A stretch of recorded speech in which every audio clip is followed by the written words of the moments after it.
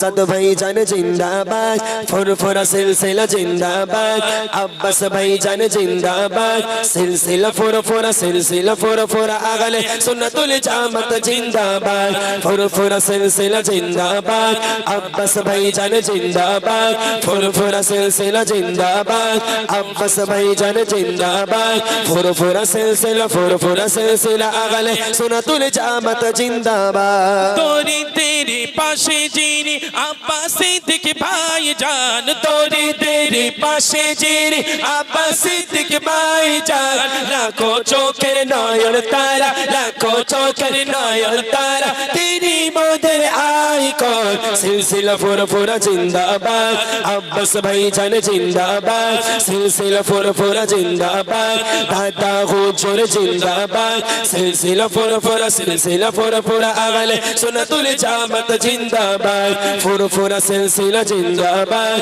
अब्बास भाईजान जिंदाबाद फुरफुरा सिलसिला जिंदाबाद दादा हुजूर जिंदाबाद फुरफुरा सिलसिला अगले सुन्नतुल जामत जिंदाबाद समक्तब नॉलेज सिटी जातिर जन्ने जार अवदान मदरसा मक्तब नॉलेज सिटी जातिर जन्ने जार अवदान बाद विवाদের সমাধানে কি বললি মনে জোরে বলবো hello hello hello hello hello আরেকবার শুরু করো मदरसा मक्तब नॉलेज सिटी जातिर जन्ने जार अवदान मदरसा मक्तब नॉलेज सिटी जातिर जन्ने जार अवदान बाद विवाদের সমাধানে बाद विवाদের সমাধানে ভাইজানের আগমন সিলসিলা ফুরফুরা জিন্দাবাদ আব্বাস ভাইজান জিন্দাবাদ সিলসিলা ফুরফুরা জিন্দাবাদ আব্বাস ভাইজান জিন্দাবাদ সিলসিলা ফুরফুরা अगले सुन्नतुल जामत जिंदाबाद फुरफुरा सिलसिला जिंदाबाद अब्बास भाईजान जिंदाबाद फुरफुरा सिलसिला जिंदाबाद दादा हुजूर जिंदाबाद फुरफुरा सिलसिला अगले सुन्नतुल जामत जिंदाबाद अल्लाहर पथे पथिक होये चलेছেন যারা আল্লাহর পথে পথিক হয়ে চলেছেন যারা সম্মান তাদের উঁচু করেছে সম্মান তাদের উঁচু করেছে স্বয়ং আল্লাহ তাআলা আওয়াজ লাও আগে আওয়াজ না দিলে হবে না এই পর্যন্ত শেষ আওয়াজ দিতে হবে আচ্ছা আমি যখন বলবো যদি কলি ভালো লাগে আমি একটু হাত দেখাবো কি বলবে সুবহানাল্লাহ বলবে না তাকবীর দেবে যাই হোক এটা দিলি হবে ঠিক বলে আওয়াজ হবে ঠিক বলে আওয়াজ যে হাত দেখাবে সবাই ঠিক বলে একটু আওয়াজ দেবে বাংলাদেশ বলে না বলে সবাই একটু বলে এই ঠিক কি না বলে ঠিক ওরকম ঠিক করে আওয়াজ দিতে হবে ঠিক আছে চলো দেখি আল্লাহর পথে পথিক হয়ে চলেছেন যারা আল্লাহর পথে পথিক হয়ে চলেছেন যারা সম্মান তাদের উঁচু করেছে সম্মান তাদের উঁচু করেছে স্বয়ং আল্লাহ তাআলা ঠিক কি না আরো জোরে হবে ঠিক কি না फुरफुरा सिलसिला जिंदाबाद दादा हुजूर जिंदाबाद फुरफुरा सिलसिला जिंदाबाद अब्बास भाईजान जिंदाबाद फुरफुरा सिलसिला अगले सुन्नतुल जामत जिंदाबाद फुरफुरा सिलसिला जिंदाबाद दादा हुजूर जिंदाबाद फुरफुरा सिलसिला जिंदाबाद अब्बास भाईजान जिंदाबाद फुरफुरा सिलसिला अगले सुन्नतुल जामत जिंदाबाद मदरसा मक्तब नॉलेज सिटी जातिर जन्ने जार अवदान मदरसा मक्तब नॉलेज सिटी जातिर जन्ने जार अवदान बाद विवाদের সমাধানে बाद विवाদের সমাধানে ভাইজানের আগমন তাকবীর নারে তাকবীর জোরে দাও নারে তাকবীর নারে তাকবীর सिलसिला फुरफुरा जिंदाबाद अब्बास भाईजान जिंदाबाद सिलसिला फुरफुरा जिंदाबाद अब्बास भाईजान जिंदाबाद सिलसिला फुरफुरा अगले सुन्नतुल जामत जिंदाबाद सिलसिला फुरफुरा जिंदाबाद दादा हुजूर जिंदाबाद सिलसिला फुरफुरा जिंदाबाद अब्बास भाईजान जिंदाबाद सिलसिला फुरफुरा अगले सुन्नतुल जामत जिंदाबाद माशाअल्लाह যাক মাশাআল্লাহ, ছোট করে শোনালাম। গজলটা ইউটিউবার ভাইরা কেউ ছেড়ো না, তালি দেখা যাচ্ছে আমার আবার পিছনে চামড়া রাখবে না। বহু জায়গায় ঘুরতে হয়ে যাবে, হয় সবার আমাদের, যা আছে। শুধু এখানে বলে না, আমরা পশ্চিম বাংলা ছাড়িয়ে 100 টাকা আসাম আনলে পর্যন্ত ভালো। চলে গেছি। আর 100 টাকা আনলে একটু ভালো। ইচ্ছা আছে বাংলাদেশ যাব, দেখা যাক কবে পূরণ হয়।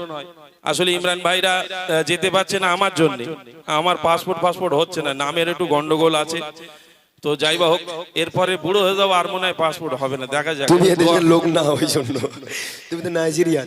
একটু দোয়া করেন যেন হয়। তো যাই বা হোক, চলুন আরো দু একটি কালাম ইমরান ভাই শোনাবেন, একটি নতুন কালাম। একজি নতুন কালাম শুনবি তোরা? শুনবি? এইদিকে ছোট ছোট বাচ্চা কাচ্চা যায়, নামাজ কালাম পড়ে, ছোট বাচ্চারা যায় মসজিদে, সব জায়গায় যায় টুকটাক। দেখবেন এরা একসাথে নামাজে দাঁড়িয়ে যায়। কিভাবে দাঁড়ায় জানেন? আমি একদিন ফরজের এই মগরিবের নামাজ পড়ছি, তো মসজিদে ভিতরে পড়ে আমি ফরজটা পড়ে বাইরে সুন্নত নফল পড়বো। আমি সবে নিয়তটা করেছি সুন্নতের, এখনো রুকু করিনি। ওদের দেখি দূরে কাজ সুন্নত, দূরে কাজ নফল, সে সব বাড়ি চলে যাচ্ছে। তা আমি বললাম আমার মেমোরি খারাপ হয়ে গেল না, ভুল দেখলো। তো পরের দিন ফরজ পড়ে মসজিদের বারান্দায় চুপচাপ দাঁড়িয়ে আছি, দেখি কিভাবে 4 রাকাত শেষ হয়। একদম দেখবেন একসাথে, আপনারা একটু ফলো করবেন, বুঝতে পারবেন।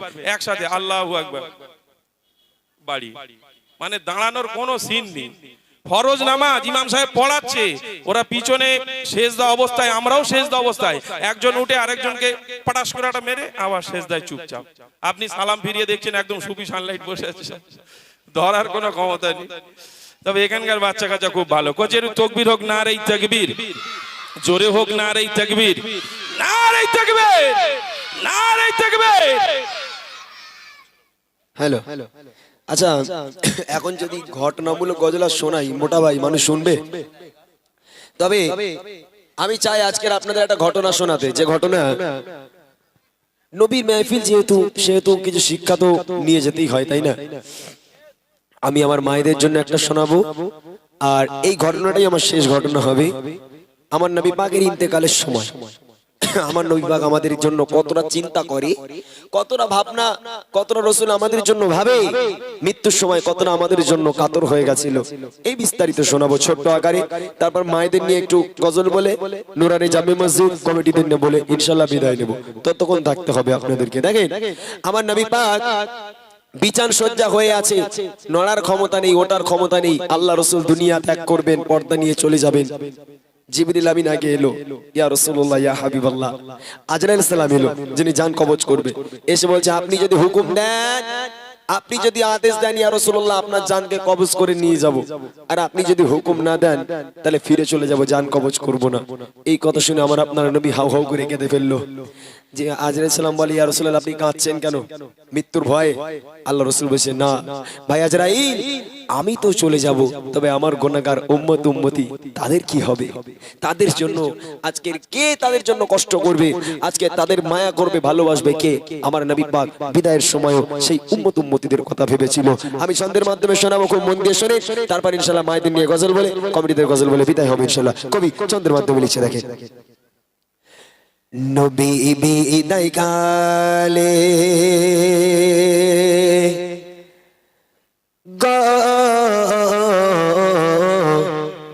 নবী বিদায় কালে আজরাইল এলো ঘরে, বলে আপনাকে যেতে হবে যে চলে, বলে আপনাকে যেতে হবে যে চলে। নবী বিদায় কালে আজরাইল এলো ঘরে, বলে আপনাকে যেতে হবে যে চলে, বলে আপনাকে যেতে হবে যে চলে। আল্লাহ রাসূল বিছান সজ্জা, এমত অবস্থায় দরওয়াজা নক করে, এমত অবস্থায় দরওয়াজা নক করলো। আল্লাহ রাসূল বলছে, ফাতেমা দেখো না দরওয়াজায় কে দাঁড়িয়ে আছে, কে যেন আমাকে ডাকছে। আম্মা জান ফাতেমা দরজা খুলে দিল, দেখছে হযরতে আজরাইল সামনে দাঁড়িয়ে আছে, আমার আপনার নবীর জানকে কবজ করতে এসেছে। এবার দেখেন, বলে নবী ফাতেমা দেখো না মাগিয়ে, কে জানো আমাকে এসে ডাকে দারে, বলে আজরাইল আমি এলাম আপনার কাছে অনুমতি দিলে